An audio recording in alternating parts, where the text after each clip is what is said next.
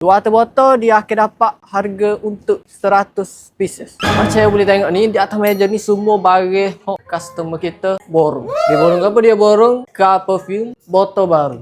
Botol ni baru mendarat tak sampai 2 bulan lagi, customer kita go model. Jadi customer ni ambil random. Dia bagi kita pilih yang terbaik untuk dia nak jual ke customer dia. Botol ni bersaiz 50 ml, standard size untuk car perfume. Untuk botol ni dia ada 3 pilihan warna, iaitu brown clear, hitam clear, ini macam dark blue frosted gitu. 3 pilihan, jadi awak boleh pilih sama ada awak nak campur 3 tu ataupun awak nak ambil untuk satu warna sahaja macam customer ni.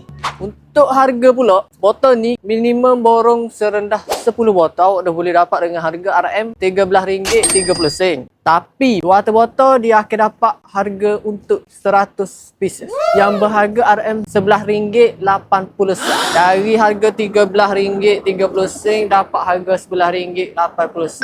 Situ awak dah jimat RM2 lebih. Jadi itulah kelebihan kalau awak borong perfume di NKH. Untuk wangi pula, kita ada sediakan 200 lebih pilihan wangi car perfume yang awak boleh pilih. Macam ada tadi, awak nak mix semua wangi pun boleh. Nak guna satu ke dua wangi untuk signature scent awak pun boleh juga. Cara guna car perfume ni tak payah tapi mudah. Ni panggil stick bar. Stick bar ni kalau macam lollipop tu stick bar. Ni ring dia. Jadi kita akan bagi dua jenis stopper. Dan ni stopper untuk awak nak guna nanti. Awak buka stopper yang kita bagi mula-mula tu. Masuk stopper ni. Awak tutup balik cap ni. Masuk ke ni. Awak lah nak letak mana ke. Nak letak dekat holder ke. Nak letak atas dashboard ke. Tapi atas dashboard dia direct sunlight. Jadi nak sedapnya awak letak di cup holder.